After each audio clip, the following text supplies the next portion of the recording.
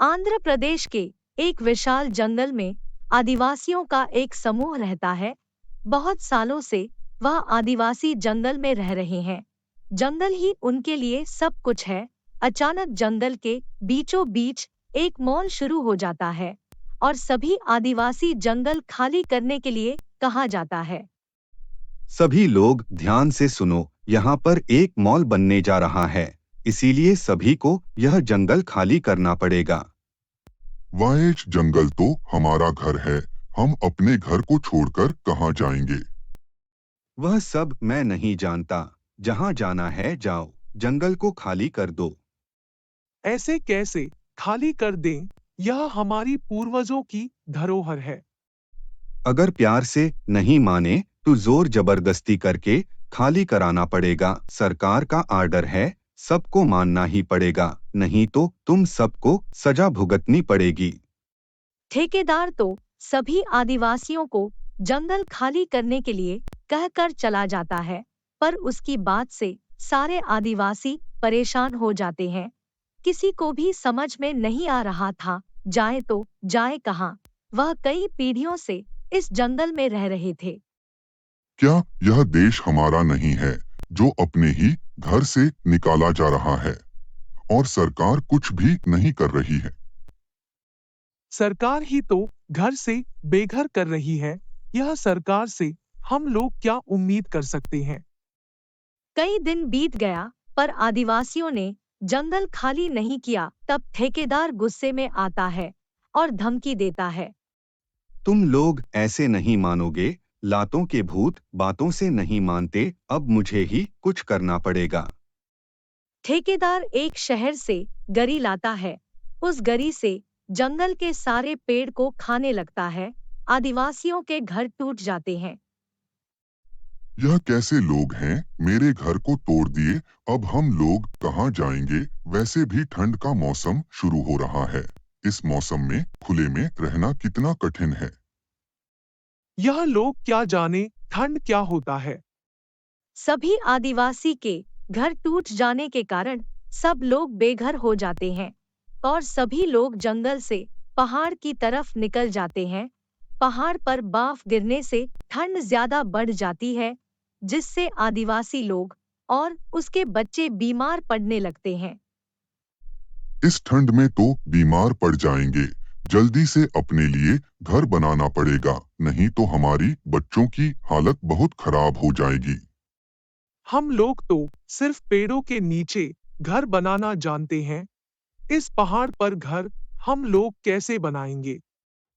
लगता है हमें कुलदेवता की मदद लेनी ही पड़ेगी, वही हम लोगों को यह समस्या से निकाल सकते हैं। सारे आदिवासी मिलकर अपने कुलदेवता से पूजा करने लगता है। इनके कुलदेवता शुतुरमुर्ग है। उनके पास शुतुरमुर्ग का एक बड़ा सा मूर्ति भी है। जहाँ यह समुदाय रहता है, इस मूर्ति को वहीं ले जाते हैं। हे कुलदेवता, हमारी मदद कीजिए, हम सभी लोग बेघर हो चुके हैं। हे गुरु देवता, हमें रहने के लिए घर दीजिए। हमारे बच्चे इस पहाड़ के ठंडों में बीमार पड़ रहे हैं। हर आदिवासी मन ही मन में सच्चे दिल से कुलदेवता को याद करने लगा और उनसे मदद मांगने लगा। सभी आदिवासियों का गुहार सुनकर कुलदेवता शुतुरमुर्ग मूर्ति से बाहर प्रकट हो जाते हैं। तुम सभी के साथ बहुत ही अन्याय हुआ है। तुम लोगों से तुम्हारा घर छीन लिया गया, इसलिए मैं तुम्हारा मदद करने के लिए आया हूँ। शुतुरमुर्ग अपने जादू से एक बहुत बड़ा अंडा निकालते हैं, जो एक्शनदार महल से भी बड़ा होता है। यह हमारा जादुई अंडा है। तुम सभी इस घर में रह सकते हो। भूख लगने पर तुम्हें इस घर में रखा हुआ खाना भी खा सकते हो। यह जादुई अंडा तुम लोगों को गर्मी, ठंड, बरसात से बचाएगा। हे कुलदेवता, हम सभी आदिवासी इस जादुई घर के लिए आपके आभारी हैं। हे कुलदेवता, आपकी जय हो। आपने हम लोगों के जैसे आदिवासियों को एक घर देकर फिर से हम सभी को एकजुट कर दिया है।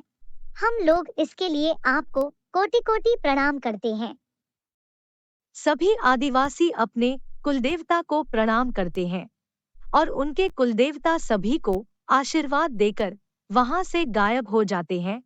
अब सभी आदिवासी कुलदेवता के दिए गए जादू घर में उनमें चले जाते हैं। यह घर टू महल से भी बड़ा है। हम लोग इस घर में टू मिलकर सभी लोग एक साथ रह सकते हैं। आदिवासी लोग भूख लगने पर वहां के रखे गए खाने को खाते हैं। वहां पर और लोगों के पसंद का खाना रखा हुआ था। मुझे तो ऐसा लग रहा है यह कोई घर नहीं स्वर्ग है। हर चीज यहाँ पर है। खाने के लिए खाना, सोने के लिए तकिए और बिस्तर, बच्चे को पढ़ाई के लिए किताबें भी हैं।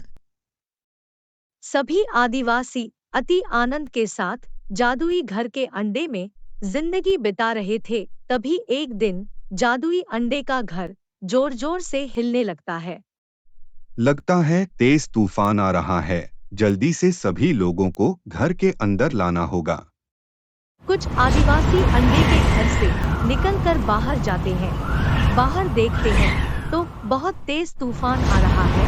आदिवासी सबसे पहले अपने बच्चे को अपने घर ले जाते हैं। चलो बच्चों चलो, जल्दी से घर के अंदर चलो, नहीं तो यह तूफान तुम लोगों को नुकसान पहुंचा सकता है। सभी बच्चे जल्द से जल्द अंडे के घर के अंदर सुरक्षित चले जाते हैं और आदिवासी भी उस अंडे के घर के अंदर चले जाते हैं। तभी उन्हें कुछ लोगों की चिल्लाने की आवाज सुनाई देती है। बचाओ बचाओ बचाओ, कोई है, प्लीज कोई हमें यहाँ से निकालो। आदिवासी देखता है तूफान के कारण मॉल पूरा टूट गया है। सभी लोग उसके नीचे दब गए हैं। आदिवासी अपनी जान को जोखिम में डालकर उन आदमियों को बचाने के लिए जाता है। चिंता मत करो, मैं तुम लोगों को बचाने के लिए आया हूँ। तुम सभी लोग अपना हाथ आगे बढ़ाओ। यहाँ देखो, मैं यहाँ फंसा हुआ हूँ। मुझे यहाँ से निकालो, मुझे पैर में बहुत दर्द हो रहा है। तुम चिंता मत करो, तुम सबको मैं बचा कर ले जाऊंगा। तुम सभी लोग अपना हाथ आगे बढ़ाओ। तुम संभाल कर आना, यहाँ पर सारी चीज टूटी हुई है जिससे तुमको चोट लग सकती है। तुम घबराओ नहीं, मुझे इसकी आदत है। हम लोगों को जंगल में रहकर यह सब की आदत लग जाती है। तो ठीक है, तब भी तुम अपना ख्याल रखना। यहाँ पर कुछ किल भी पड़ी हुई है। सभी लोग अपना हाथ आगे बढ़ाते हैं और आदिवासी सभी लोगों के हाथ खींचकर वहां से बाहर निकाल देता है। तभी तूफान और तेज हो जाता है। सभी लोग उसके चपेट में आ जाते हैं। आदिवासी सभी को बचाकर जादुई अंडे के घर में ले जाता है। तुम्हारा बहुत धन्यवाद आदिवासी, आज तुमने हम सभी की जान बचा ली। अगर तुम नहीं होते तो पता नहीं आज हमारा क्या होता। यह तो हमारा सिर्फ एक फर्ज था। मैं तो सिर्फ अपना फर्ज निभाया है।